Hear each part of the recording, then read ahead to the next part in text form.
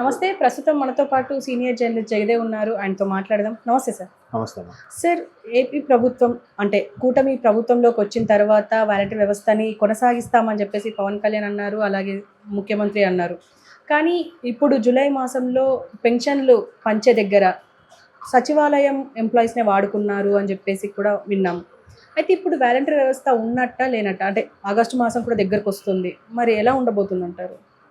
ఈ వాలంటరీ వ్యవస్థ అనేది పెద్ద అంటే ఒక మింగుడు పడని ఇది వ్యవహారంలాగా ఉంది ప్రభుత్వానికి. ఎందుకంటే ఒకటి, ఎంతమంది వాలంటరీ వ్యవస్థకి అసలు ఏంటి, వీళ్ళతో నడిపించే వ్యవస్థ సరైందా కాదా, దీని మీద ప్రభుత్వం మీద ఎంత భారం పడుతుంది. మరోవైపు ముందు ఎన్నికల్లో ఏమని హామీ ఇచ్చారు, 5,000 ప్రస్తుతం పే చేస్తున్నారు, 10,000 చేస్తామన్నారు. మరోవైపు వాలంటీర్లు కూడా వాళ్ళు స్వచ్ఛందంగా వాలంటీర్ అంటే స్వచ్ఛందంగా సేవ చేయడానికి ముందుకు వచ్చేవాళ్ళు. పేరు అది పెట్టి వాళ్ళకి ఎంతో భృతి కల్పించడము లేదా గౌరవ వేతనం లాగా 5,000 ఎంతో ఇవ్వడం లాంటివి కొంతమందికి నచ్చుతున్నాయి, కొంతమందికి నచ్చలేదు. తర్వాత వీళ్ళు కూడా కొన్ని ప్రాంతాల్లో, కొన్ని ఊర్లలో, కొన్ని జిల్లాలలో గూఢచార వ్యవస్థగా వీళ్ళు పనిచేశారు, వాలంటీర్ వ్యవస్థ. ఇంకొన్ని దగ్గరలో ఒక ఊర్లో ఒక వాలంటీర్ ఉన్నాడు అనుకోండి, ఆ ఊర్లో ఒక 20 మందికి పెన్షన్లు ఇవ్వాలి. ఆ 20 మందికి ఇస్తే సుమారుగా 2,000 పైచీలు, ఒక్కొక్కరి దగ్గర 150 నుంచి 200 వరకు కలెక్ట్ చేశాడంట. సో 20 మంది 200 చూడండి, 4,000 అట్లా తెచ్చుకునేవాడంట. మళ్ళీ గూఢచార వ్యవస్థగా పనిచేయడం, ఒక్కొక్క దగ్గర ఒక్కొక్కలాగా. సో ఇవన్నీ కూడా విమర్శలు ఉన్నాయి.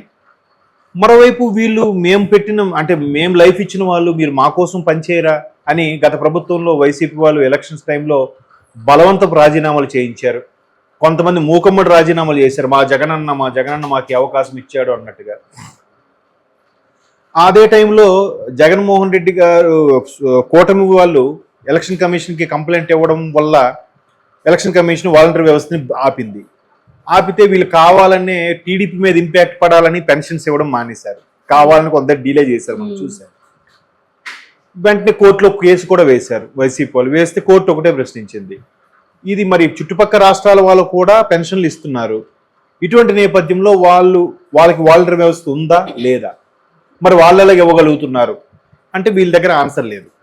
సో వీటన్నిటి మీద చూసుకుంటే ప్రభుత్వానికి ఇప్పుడు 10,000 చెయ్యాలి, పైగా ఇన్ని వేల మంది వాలంటీర్లు ఉన్నారు, ఏం చేయాలి అనే మేమాంసలో ఉన్నారు. ఒకవైపు ఏది ఇంకా సర్దుకోలేదు. మహా అయితే రేపు ఎప్పుడది 11, 12 ఇప్పుడు ప్రమాణ స్వీకారం చేశారు కదా, మళ్ళీ 11, 12 వస్తే సుమారుగా 50 రోజులు 55 రోజులు అయినట్టుంది ప్రభుత్వం వచ్చి. ఇంకా ఒక్కొక్కటిగా సర్దుకునేసరికి కనీసం 5-6 నెలలు పడుతుంది. సో దీని మీద నిర్ణయం తీసుకోలేకపోతున్నారు. మరోవైపు మంత్రులు కూడా వాలంటీర్ వ్యవస్థను మేము రద్దు చేసామనట్లేదు, పైగా తీసుకోమనట్లేదు. చూస్తున్నాం, ఎవరైతే ప్రస్తున్నారో వాళ్ళతో నడిపించే ప్రయత్నం కూడా చేసే ఆలోచనలో ఉంది. బలవంతపు రాజీనామాలు చేయించారంటారు కదా, వాళ్ళ మీద కంప్లైంట్స్ ఇస్తే అప్పుడు మేము యాక్షన్ తీసుకొని కావాలంటే వాళ్ళు మళ్ళీ తీసుకోలేదో చూస్తామని రకరకాలుగా ప్రభుత్వం కూడా జవాబు చెప్తూ దాటవేసే ధోరణిలోనే ఉంది. ఎందుకంటే ఇవన్నీ కొలిక్కి రావాలి కాబట్టి. ప్రస్తుతం ఉద్యోగులకి, పెన్షనర్లకి, ఎంప్లాయీస్ ఎవరైతే ఉన్నారో అవి నడపడానికే కొద్దిగా ఇబ్బంది కలుగుతున్న పరిస్థితుల్లో ఇట్లా వీళ్ళకి మళ్ళీ అదనంగా ఎక్స్ట్రా పే చేయాలి ఏంటి అనేది ఒక ఆలోచన. మరోవైపు ప్రభుత్వానికి కూడా ఇంకో ఆలోచన ఏంటంటే, గతంలో జన్మభూమి కార్యక్రమాలు ఉన్నప్పుడు గ్రామ కమిటీలని, జన్మభూమి కమిటీలు ఉన్న వాటిని ఎవరెవరైతే వాళ్ళని పనులు చేపించుకున్నారో ఆ పనులన్నీ కూడా ఈ వాలంటీర్లతో చేపిస్తే, పని భారం కొంచెం పెంచితే వీళ్ళు ఇచ్చే జీతానికి అక్కడికి అది సరిపోతుంది, వాళ్ళను ఆ విధంగా ఉపయోగించుకోవచ్చు అనే ఆలోచనలో కూడా ప్రభుత్వం ఉందట. మరి ఏం చేస్తుందో తెలియదు. దాని మీద అయితే ఆల్రెడీ రకరకాలుగా సమీక్షలు జరుగుతున్నాయి, బయట ఎక్కడ చెప్పట్లేదు. మరోవైపు ఈ ఆర్టీసీలో ఉచిత ప్రయాణం ఇలాంటి వాటి మీద కూడా సమీక్ష నిర్వహిస్తున్నారు. ఇట్లాంటివన్నీ ఏమవుతున్నాయంటే, ఇప్పుడు ఉచిత బస్సు ఎందుకు అంతగా రుచించట్లేదు అని అంటే, ఒకటి ఆర్టీసీకి తీవ్ర నష్టం, రెండవది ఒకవేళ తెలంగాణలాగా ప్రవేశపెడితే మీరు అబ్జర్వ్ చేయండి, ఒకప్పుడు ఎక్కడ చెయ్యెత్తిన ఆపేవారు, ఇప్పుడు చెయ్యెత్తి ఆపట్లేదు. బస్ స్టాప్లో ఉంటేనే ఆపుతున్నారు. మొన్న ఒక అమ్మాయి టైర్ కింద పడిపోవాల్సిందంట, హ్యాంగింగ్స్, అమ్మ లోపలికి వెళ్ళమంటే వెళ్ళట్లేదు. వీళ్ళు కూడా విసిగిపోయి, అబ్బా ఇవన్నీ ఫ్రీ పాసలు రా బాబు వీళ్ళని అని చెప్పి వీళ్ళు కూడా ఇంట్రెస్ట్ చూపించట్లేదు, మీ వల్ల మాకు నష్టం వల్ల ఏమవుతుంది, ప్రపోర్షనేట్గా వాళ్ళకి రావాల్సిన ఇంక్రిమెంట్స్ కానీ ఇయర్లీ రావాల్సినవి రావు. ప్రభుత్వ పరం చేసేశారు తెలంగాణలో.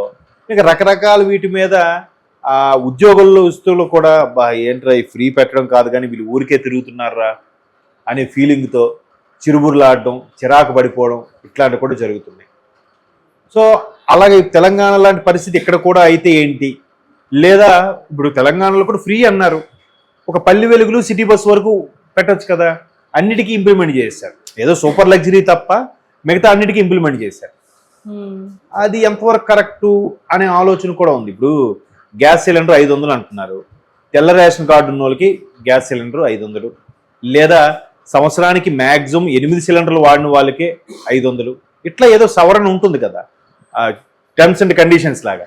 అట్లా పెడితే బాగుంటుంది. కానీ పూర్తి ఉచిత అవడం వల్ల కొంత నష్టం కూడా ఉంది రెవెన్యూ జనరేట్ అవడం విషయంలో.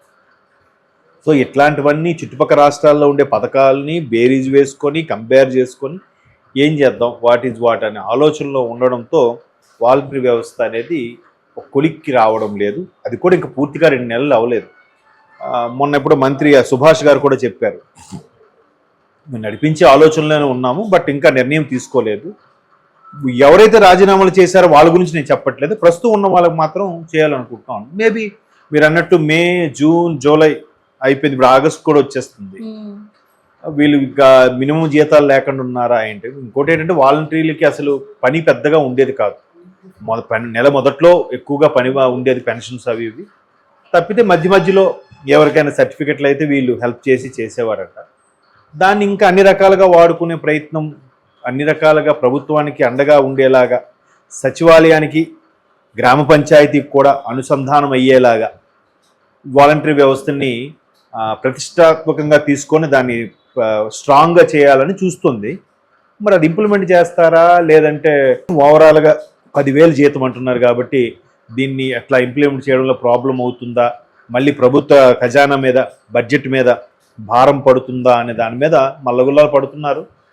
చూద్దాం మరి ఏం చేస్తారన్నది. వాలంటీర్లు కూడా వాళ్ళు అందులో చాలామంది కూడా ఇది కాదులే, బయట ఏదో పనులు చేసుకుంటూ లోకల్గా ఉన్నాం కాబట్టి ఏదో ఒక మనకు కూడా 5,000 వస్తుంది కదా అన్నట్టుగానే ఉన్నారు. కాకపోతే గత ప్రభుత్వంలో కొంతమంది వాలంటీర్లు మేమే సర్వమే అన్నట్టుగా బిల్డప్ ఇచ్చి స్థానికంగా ఉండే వాళ్ళకి ఇబ్బంది పెట్టే వాళ్ళు ఉన్నారు. సకల చాలా చక్కగా చూసుకొని ప్రతి ఇంటి దగ్గరికి వెళ్ళి తీసుకోమ్మా అని మర్యాదగా ఇచ్చేవాళ్ళు ఉన్నారు. అలాగా ఉన్నారు, ఇలాగా ఉన్నారు. ప్రభుత్వం కూడా ఇంకా కుదురుకోలేదు కాబట్టి, నిజంగా ప్రభుత్వం కుదురుకుంటే ఈపాటికే గత ప్రభుత్వంలో చేసిన అరాచకాల మీద ఈపాటి కేసులు స్టార్ట్ అయిపోవాలిగా, చట్టపరంగా వాళ్ళ మీద చర్యలు తీసుకోవాలిగా, ఏం చేయట్లేదు కదా. సో ఇంకా అవే స్టార్ట్ చేయలేదు కాబట్టి ఇవి కూడా మెల్లమెల్లగా కుదురుకొని ఖజానా చూసుకొని బడ్జెట్ కేటాయించుకొని అప్పుడు ఒక కొలిక్కు వచ్చేలాగా అనిపిస్తుంది. చూద్దాం మరి, ప్రభుత్వం ఇష్టం. ఎన్నికల్లో ఇచ్చిన హామీలన్నీ కూడా నిలబెట్టాలని కూడా లేదు, దాన్ని వేరేలా కూడా ప్లేట్ మార్చొచ్చు. బట్ కూటమి ఏం చేస్తుందో చూడాలి. Okay sir, thank you.